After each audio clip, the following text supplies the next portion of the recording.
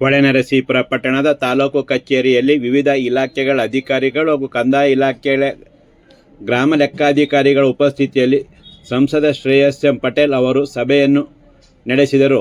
ತಾಲೂಕಿನಲ್ಲಿ ಬಿಸಿಲಿನ ತಾಪ ಹೆಚ್ಚಿದ್ದು, ರೈತರು ಬೆಳೆದ ಬೆಳೆ ಒಣಗದಂತೆ ಹಾಗೂ ಜಾನುವಾರುಗಳಿಗೆ ನೀರಿನ ಸಮಸ್ಯೆ ಉಂಟಾಗದಂತೆ ವಿದ್ಯುತ್ ಪರಿವರ್ತಕ ಕೆಟ್ಟಿರುವ ಅರ್ಜಿ ಬಂದ 3 ದಿನದಲ್ಲಿ ಸಮಸ್ಯೆ ಬಗೆಹರಿಸಲೇಬೇಕು ಮತ್ತು ಅನಧಿಕೃತ ಸಂಪರ್ಕ ಪಡೆದವರಿಗೆ ಅಗತ್ಯ ತಿಳುವಳಿಕೆ ನೀಡಿ ನಿಯಮದಂತೆ ಅಗತ್ಯ ಕ್ರಮ ಕೈಗೊಂಡು ಅವರ ಬೆಳೆಗೂ ತೊಂದರೆಯಾಗದಂತೆ ಸೂಕ್ತ ವ್ಯವಸ್ಥೆ ಮಾಡಿ, ಆದರೆ ಸಂಪರ್ಕ ಕಡಿತಗೊಳಿಸಬೇಡಿ ಎಂದು ಶ್ರೇಯಸ್ ಎಂ ಪಟೇಲ್ ಅವರು ಸೆಸ್ಕಾಂ ಇಂಜಿನಿಯರ್ಗಳಿಗೆ ಎಚ್ಚರಿಕೆ ನೀಡಿದರು.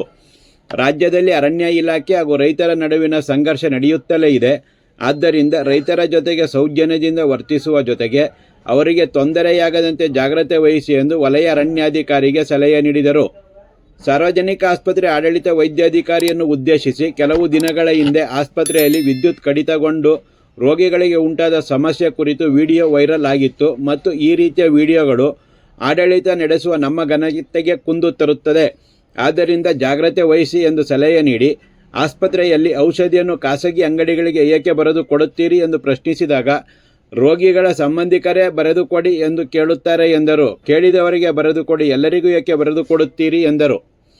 ಜಿಲ್ಲಾ ಪಂಚಾಯತ್ ಇಂಜಿನಿಯರ್ ಉದ್ದೇಶಿಸಿ, ನೀವು ಬಂದು 6 ತಿಂಗಳಾಗಿದೆ, ಆದರೆ 6 ತಿಂಗಳಿಂದ ನೀವು ಯಾವುದೇ ಮಾಹಿತಿ ನೀಡಿಲ್ಲ. ಮುಂದಿನ ದಿನಗಳಲ್ಲಿ ಈ ರೀತಿ ಪುನರಾವರ್ತನೆಯಾಗದಂತೆ ಎಚ್ಚರ ವಹಿಸಿ ಎಂದು ಸಲಹೆ ನೀಡಿದರು. ಕೃಷಿ ಇಲಾಖೆ ಸಹಾಯಕ ನಿರ್ದೇಶಕಿ ಅವರಿಂದ ಗೊಬ್ಬರ ದಾಸ್ತಾನು ಹಾಗೂ ಇತರ ವಿಷಯಗಳ ಕುರಿತು ಮಾಹಿತಿ ಪಡೆದು ಅಗತ್ಯ ಸಲಹೆ ನೀಡಿದರು. ತಾಲೂಕು ಪಂಚಾಯತ್ ಯುವ ಪಶು ಸಂಗೋಪನೆ ಇಲಾಖೆ ವೈದ್ಯಾಧಿಕಾರಿ ಅವರಿಂದ ಅಗತ್ಯ ಮಾಹಿತಿ ಪಡೆದು ಸಲಹೆ ನೀಡಿದರು. ಪುರಸಭೆ ಮುಖ್ಯಾಧಿಕಾರಿಗಳಿಂದ ಅಗತ್ಯ ಮಾಹಿತಿ ಪಡೆದ ನಂತರ 2025-26ನೇ ಸಾಲಿನಲ್ಲಿ ಯಾವುದೇ ಹೊಸ ಯೋಜನೆಗಳನ್ನು ರೂಪಿಸುವ ಮುನ್ನ ತಮ್ಮ ಗಮನಕ್ಕೆ ತನ್ನಿ ಎಂದರು. ಪತ್ರಕರ್ತ ಎಚ್. ರವಿಕುಮಾರ್ ಅವರು ಪುರಸಭಾ ವಾಣಿಜ್ಯ ಸಂಕೀರ್ಣದ ನೆಲಮಹಡಿಯಲ್ಲಿ ಸಾವಿರಾರು ಲೀಟರ್ ನೀರು ಸಂಗ್ರಹವಾಗಿದೆ. ವರ್ಷದ 365 ದಿನವೂ ನೀರು ಇರುತ್ತೆ. ಸಭೆಯಲ್ಲಿ ತಿಳಿಸಿದಾಗ ಮೋಟಾರು ಬಳಸಿ ನೀರು ಹೊರಹಾಕುತ್ತಾರೆ, ಆದರೆ ಪುನಃ ನೀರು ಸಂಗ್ರಹವಾಗುತ್ತದೆ. ಇದರಿಂದ ಬಡಾವಣೆಗಳಲ್ಲಿ ಸೊಳ್ಳೆಗಳು ಜೊತೆಗೆ ಕಾಯಿಲೆಗಳು ಹೆಚ್ಚಿದೆ ಎಂದು ಸಂಸದರ ಗಮನ ಸೆಳೆದರು. ಮುಖ್ಯಾಧಿಕಾರಿ ಮಾತನಾಡಿ, ಮೋಟಾರ್ ಬಳಸಿ ನೀರು ಹೊರಹಾಕಿದರೂ ಸೀಪೇಜ್ ವಾಟರ್ ಪುನಃ ಸಂಗ್ರಹವಾಗುತ್ತೆ ಎಂದು ತಮ್ಮ ಅಸಹಾಯಕತೆ ವ್ಯಕ್ತಪಡಿಸಿ ಮೋಟಾರು ಬಳಸಿ ನೀರು ಹೊರಹಾಕಿಸುತ್ತೇವೆ ಎಂದರು. ಪತ್ರಕರ್ತರು, ಹೇಮಾವತಿ ನದಿಗೆ ಕೊಳಚೆ ಮಲಿನ ನೀರನ್ನು ಬಿಡಲಾಗುತ್ತಿದೆ, ಸಭೆಗಳಲ್ಲಿ ಗಮನ ಸೆಳೆದರೂ ಅಗತ್ಯ ಕ್ರಮ ಕೈಗೊಂಡಿಲ್ಲ ಎಂದು ದೂರಿದರು. ಆಗ ಮುಖ್ಯಾಧಿಕಾರಿಗಳು, ತಾತ್ಕಾಲಿಕವಾಗಿ ಯಂತ್ರ ದುರಸ್ತಿ ಮಾಡಲು 3ರಿಂದ 5 ಲಕ್ಷ ರೂಪಾಯಿ ಖರ್ಚಾಗುತ್ತದೆ ಎಂದಾಗ ಅದೇನು ದೊಡ್ಡ ಮೊತ್ತನ ರಿಪೇರಿ ಮಾಡಿಸಬೇಕಿತ್ತು, ನದಿಗೆ ಏಕೆ ಕೊಳಚೆ ನೀರು ಬಿಟ್ಟಿದ್ದೀರಿ ಎಂದು ಸಂಸದರು ಪ್ರಶ್ನಿಸಿದರು.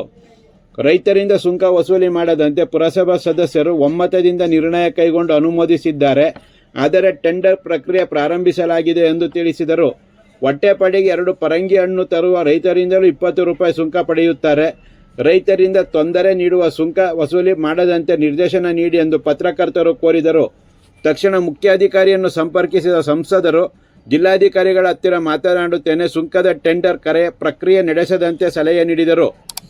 ಅಗ್ನಿಶಾಮಕ ಠಾಣೆ ಹಳೆ ವಾಹನ ಹಾಗೂ ಸಮಸ್ಯೆ ಕುರಿತು ಪತ್ರಕರ್ತರು ಮಾಹಿತಿ ನೀಡಿದಾಗ ಠಾಣಾಧಿಕಾರಿ ಸೋಮಶೇಖರ್ ಅವರಿಂದ ಸಮಗ್ರ ಮಾಹಿತಿ ಪಡೆದು ಸಮಸ್ಯೆ ಪರಿಹಾರಕ್ಕೆ ಅಗತ್ಯ ಪ್ರಯತ್ನ ಮಾಡುತ್ತೇನೆ ಎಂದರು. ಗ್ರಾಮ ಲೆಕ್ಕಾಧಿಕಾರಿಗಳನ್ನು ಉದ್ದೇಶಿಸಿ ಮಾತನಾಡುತ್ತಾ, ನೀವುಗಳು ಮುಷ್ಕರ ಕೈಬಿಟ್ಟ ವಿಷಯ ತಿಳಿಯಿತು, ಸಂತೋಷವಾಯಿತು ಮತ್ತು ನಿಮ್ಮ ಬೇಡಿಕೆಗಳಲ್ಲಿ ಅಗತ್ಯವಿರುವ ಸಮಸ್ಯೆಗಳ ಪರಿಹಾರಕ್ಕೆ ಪ್ರಾಮಾಣಿಕ ಪ್ರಯತ್ನ ಮಾಡುತ್ತೇನೆ, ನನ್ನ ಜವಾಬ್ದಾರಿ ಎಂದರು. ನಂತರ ಉಪಸ್ಥಿತರಿದ್ದ ಎಲ್ಲ ಅಧಿಕಾರಿಗಳನ್ನು ಉದ್ದೇಶಿಸಿ, ನಿಮ್ಮಲ್ಲಿಗೆ ಸಮಸ್ಯೆ ಹಿಡಿದು ರೈತರು ಹಾಗೂ ನಾಗರಿಕರು ಬಂದಲ್ಲಿ ಯಾವುದೇ ಕಾರಣಕ್ಕೂ ಅವರು ಅಲೆಯುವಂತೆ ಮಾಡಬೇಡಿ.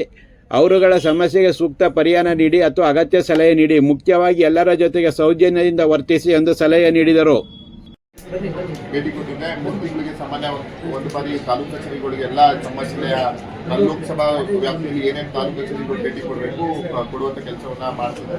ಅದೇ ರೀತಿ ನಮ್ಮ ತಾಲೂಕಿನ ತಹಶೀಲ್ದಾರ್ ಅವರು, ನಮ್ಮ ಇಒ ಅವರು ಎಲ್ಲ ಕೇಂದ್ರ ಪುರಸ್ಕೃತ ಯೋಜನೆಗಳ ಬಗ್ಗೆ ಚರ್ಚೆ ಮಾಡಲಿಕ್ಕೆ ಬಂದಿದೆ. ನ್ಯೂನತೆಗಳು ಸಮಸ್ಯೆಗಳು ಇದೆ ಅಂತ ಚರ್ಚಿಸಿ ಅಭಿವೃದ್ಧಿಗೆ ವೇಗ ಕೊಡುವಂಥ ಕೆಲಸವನ್ನ ಇವತ್ತು ನಾವು ಮಾಡಿದ್ದೀವಿ. ಹಾಸ್ಪಿಟಲ್ ಸ್ವಲ್ಪ ಸಮಸ್ಯೆಗಳು ಬಂದಿದೆ, ಮತ್ತೆ ವಿವಿಧ ಸಮಸ್ಯೆಗಳು ಗ್ರಾಮ ಪಂಚಾಯತ್ ವ್ಯಾಪ್ತಿಯಲ್ಲಿ ಇರ್ಬೋದು, ರೆವಿನ್ಯೂ ಸಮಸ್ಯೆಗಳನ್ನ ಬಗೆಹರಿಸುವಂಥ ಕೆಲಸವನ್ನ ಮಾಡ್ತೀವಿ ಅಂತ ಹೇಳಿದ್ರೆ, ನಾನು ಅಧಿಕಾರಿಗಳಿಗೆ ಕೇಂದ್ರ ಪುರಸ್ಕೃತ ಯೋಜನೆಗಳು ಯಾವ ಇಲಾಖೆಯಿದೆ 100% ಅದು ಟಾರ್ಗೆಟ್ ರೀಚ್ ಆಗಿದೆ. ಅದು ನರೇಗಾದಲ್ಲಾಗಿರ್ಬೋದು, ಸ್ವಚ್ಛ ಭಾರತ್ 15ನೇ ಹಣಕಾಸಾಗಿರ್ಬೋದು ಸೂಚನೆ ಕೊಟ್ಟಿದ್ದೀನಿ. ಅದೇ ರೀತಿ ಅಧಿಕಾರಿಗಳು ಕೆಲಸವನ್ನ ಮಾಡ್ತಿದ್ದಾರೆ. ಇನ್ನೂ ವೇಗವಾಗಿ ಕೆಲಸ ಮಾಡೋಕ್ಕೆ ಒಂದು ಸೂಚನೆಯನ್ನು ಕೊಟ್ಟಿದ್ದಾರೆ.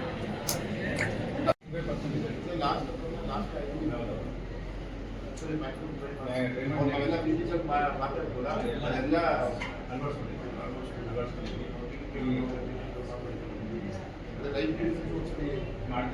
ಮಾಡ್ತಾರೆ ಎಲ್ಲಿ ಪೇರೆಂಟ್ಸ್ ಒಪ್ಪಿಗೆ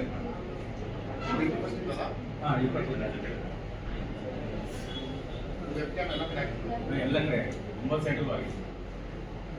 ನಮ್ಮ ತನಕ 9 ಸೆಂಟ್ರಲ್ ಅದರಲ್ಲೇ 3 ಹೊರಗಡೆ ಎಲ್ಲ ಏನಾದ್ರು ನಮ್ಮ ತಾಲೂಕು ನಮ್ಮ ಸ್ವಂತ ತಾಲೂಕು ಈಗ ಸ್ಟೇಟ್ 95% ಇದೆ ಸರ್. ಈಗ ಪ್ರೆಸೆಂಟ್ ಮೊನ್ನೆ ಆವಾಗ ಎಷ್ಟೇ ಇವಾಗ ನಾವು ಮೊದಲೇ ಸಂಬಂಧ ಜಿಲ್ಲೆಗೆ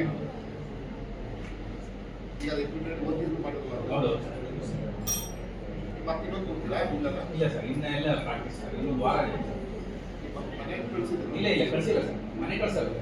ಎಕ್ಸಾಮ್ಗೆ ಶಾಲೆಗೆ ನಮ್ಮ ಸಮಸ್ಯೆ ಇದ್ದಲ್ಲಿ ಸ್ಕೂಲ್ ಬರ್ತಾ ಇರಲ್ಲ. ಅದೇ ನಮ್ಮ ತಾಲೂಕಲ್ಲಿ ಎಷ್ಟು ಅಂಥದ್ರಲ್ಲೂ ಒಂದು 86 ಮಕ್ಕಳಿಗೆ ಎಕ್ಸಾಮ್ ನಾನು ಕಟ್ಟಿದ್ದಾರೆ ಎಕ್ಸಾಮ್. ಹಾಂ ಎನ್ರೋಲ್ ಆಗಿದೆ. ಅಲ್ಲ ನೀವು ಆ ಟಿಕೆಟ್ ಕೊಡೋದು ಅವ್ರಿಗೆ ಅಟೆಂಡ್ ಶಾರ್ಟೇಜ್ ಅಂತೇಳಿ 75% ಇರೋದಿಲ್ಲ. ಹಾಗಾಗಿ ಈ ಪರ್ಸೆಂಟೇಜಲ್ಲಿ ಅದು ಕೌಂಟ್ ಆಗುತ್ತೆ ನಮಗೆ. ಹೌದಾ ಹೌದಾ ಸೆಕ್ಟರ್ಸ್ಗೆ ನಾವು ನೆಕ್ಸ್ಟ್ ವೀಕ್ ಸರೆಂಡರ್ ಮಾಡಿಬಿಟ್ರೆ ಉಂಟಾಗಲ್ಲ. ಸರೆಂಡರ್ ಆಗಿಲ್ಲ ಅಂತ ಕೊಟ್ಟೆ ಅದಕ್ಕೆ ಮ್ಯಾಕ್ಸಿಮಮ್ ಟ್ರೈ ಮಾಡೋದು ಸರ್. ಮಾಡಿ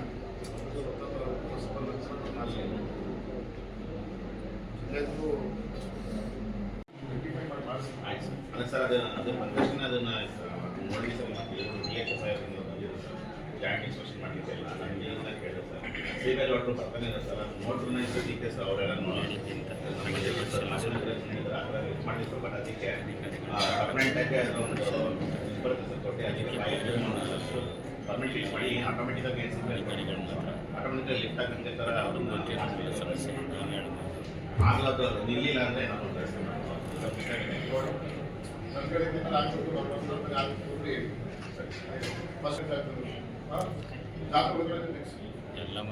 ಎಲ್ಲ ಒಂದೇ ಸರ್. ಫುಲ್ ಬಿಲ್ಡಿಂಗ್ ಫುಲ್ ಒಂದೇ ಪ್ಲೇಸ್ ಅದು. ಆಮೇಲೆ ನಮ್ಮಲ್ಲಿ ಇನ್ನೊಂದು ನಿನ್ನೆ ಆಗಿದೆ ನಮ್ಮ ಬೇಲೂರಲ್ಲಿ ರೆಕ್ಟಿಫೈ ಮಾಡಿ ಹಳೆ ಬಿಲ್ಡಿಂಗ್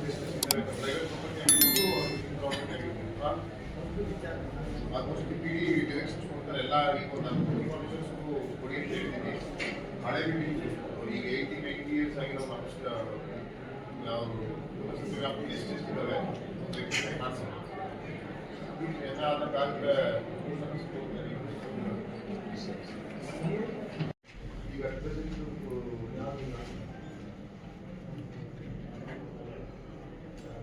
ಈಗ ಮಾಡಿ ಕಾರ್ನಾಗ ಏನೇನು ಮಾಡ್ಬೋದು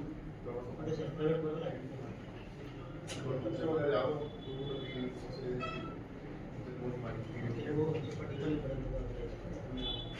ಪ್ರೆಡಿಕ್ಟಿವ್ ಮಾಡಿಸಿ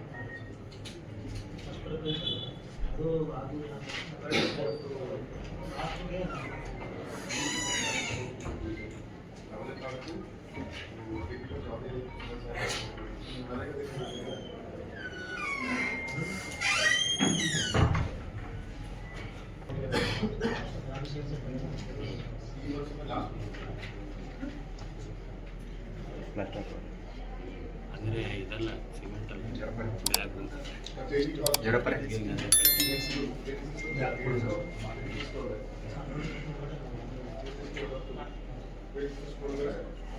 ಎಲ್ಲ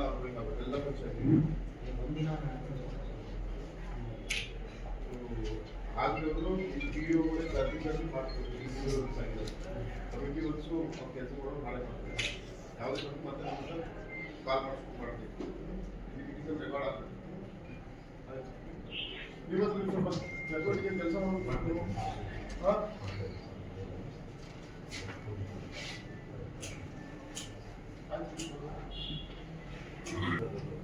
ಹಾಗಾಗಿ ನಮ್ಮ ಪ್ಲಾಂಟೇಶನ್ ಇದೆ. ನಿಮಗೆ 50 ಫೀಟ್ ಕೊಟ್ಟಿರೋದು ತಪ್ಪಾಗಿ ಕೊಟ್ಟಿರೋದು.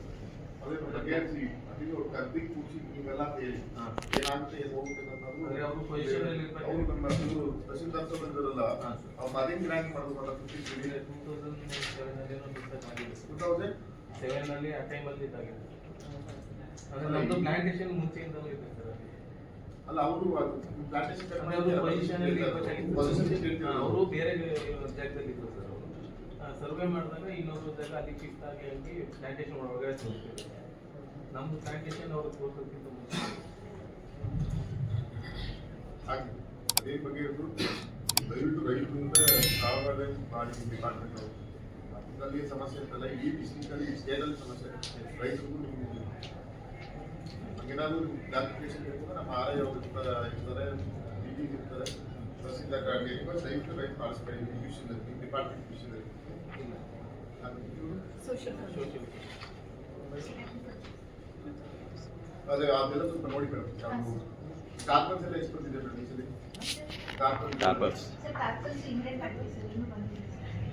ಇದಕ್ಕೆಲ್ಲ ನಾವು ಈ ರೋಟವೇಟರ್ ವೀಟ್ ಕಟ್ಟರು ಅದಕ್ಕೆಲ್ಲ ಸಫಿಷಿಯಂಟ್ ಫಂಡ್ ಇದೆಯಾ ಅದಕ್ಕೆ?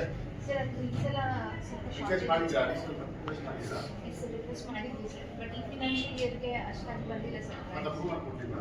ಅಲ್ಲ ಸರ್, ಅದು ಸೆಂಟ್ರಲ್ ಗ್ರಾಂಟ್ಸ್ಗೆ ಪೂರಕವಾಗಿ ಸ್ಟೇಟ್ ಗ್ರಾಂಟ್ಸ್ ಬರುತ್ತೆ ಸರ್.